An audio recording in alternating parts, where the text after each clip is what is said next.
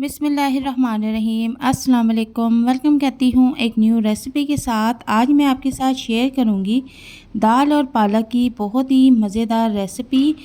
Hotel से भी ज़्यादा मज़ेदार बनने वाली ये दाल और पालक की रेसिपी को स्टार्ट करते हैं। लेकिन उससे पहले मेरी गुजारिश है कि अगर आप मेरे चैनल पर नए हैं तो मेरे चैनल को सब्सक्राइब कर दें, बेल आइकन को प्रेस कर दें और वीडियो को लाइक एंड शेयर कर दें। तो बहुत ही जल्दी और मज़ेदार बनने वाली ये रेसिपी है। ये इतनी टेस्टी और मज़ेदार बनती है कि आप एक के बजाय चार चार रोटियां खा जाएंगे। तो रेसिपी स्टार्ट करते हैं। यहाँ पर मैंने तकरीबन 1 किलो पालक ली थी, जिसे बिल्कुल बारीक कट कर लिया था। और कटिंग करने के बाद इसको अब हम 2 से 3 पानी धो लेंगे ताकि इसकी जो मिट्टी है वो अच्छी तरह से निकल जाए। और दूसरी तरफ मैंने चने की दाल ली है। चने की दाल तकरीबन 150 ग्राम ली है। 1 किलो पालक है, 150 ग्राम चने की दाल है। इसको मैंने 90% तक बॉईल कर लिया है। यहाँ पर मैंने एक पैन लिया है और उसमें 1 कप ऑयल ऐड कर दिया है। ऑयल को अच्छी तरह से हम गरम कर लेंगे। और अब इसके बाद इसमें मैं 1 अदद बड़े साइज़ का प्याज बारीक कटिंग करके ऐड कर दूँगी। और प्याज को हमने नरम होने तक पकाना है, इसका कलर चेंज नहीं होने देना। इसको हमने सिर्फ सौते करना है। तो यहाँ पर देखें कि प्याज हमारे नरम हो चुके हैं और इसमें मैंने 1 चम्मच लहसुन और अदरक पेस्ट ऐड कर दिया है। और इसको भी खूब अच्छी तरह से हम भूनेंगे। इनको इतनी देर तक भूनना है कि जब तक से इनका कलर चेंज हो जाता है। और इसके बाद मैं अब कुछ मसाले इसमें ऐड कर दूंगी।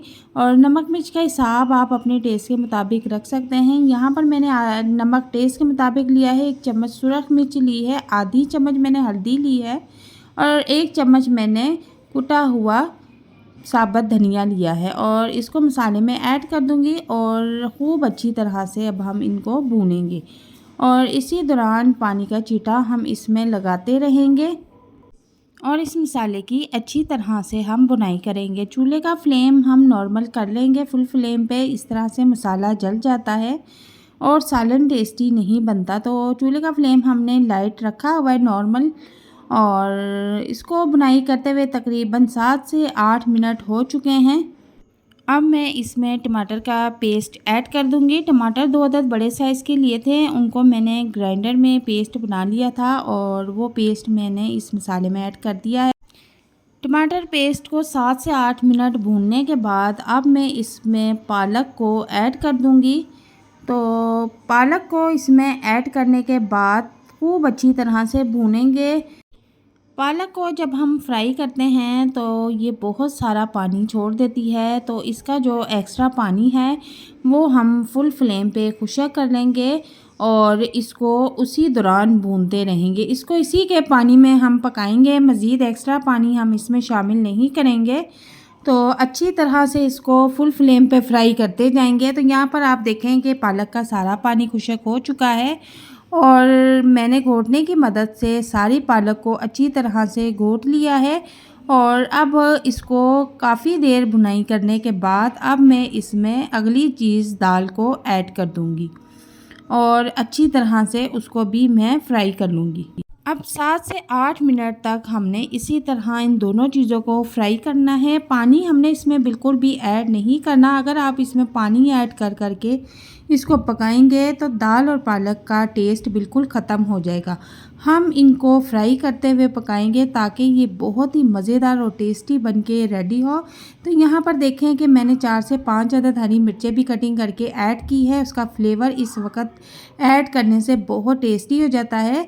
और हमने इन दोनों चीज़ों को इतना फ्राई किया है कि ऊपर ऑयल आना शुरू हो चुका है। तकरीबन हमारी दाल और पालक जो है वो बनके रेडी हो चुकी है। तो अब इसको सिर्फ 1 मिनट के लिए हम दम पर रख देंगे और 1 मिनट के बाद हम इसका जो है कवर ओपन कर लेंगे। तो देखें माशाल्लाह से बहुत ही ज़बरदस्त खुशबू आ रही है और बहुत ही मज़े का टेस्टी सालन बनके रेडी हुआ है।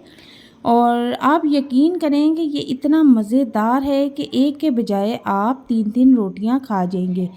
होटल से भी ज़्यादा मज़ेदार बनने वाली ये रेसिपी आज आपके साथ मैंने शेयर की है और उम्मीद करती हूँ कि आपको ये रेसिपी बहुत पसंद आएगी। आप इस रेसिपी को एक बार घर में ज़रूर बनाएं। आपकी फैमिली के साथ, मेहमानों के साथ, दोस्तों के साथ इस रेसिपी को शेयर करें। तो मिलते हैं नेक्स्ट वीडियो में एक नई और मज़ेदार रेसिपी के साथ। तब तक के लिए इजाज़त चाहती हूँ। दुआ में याद रखिएगा। अल्लाह हाफ़िज़।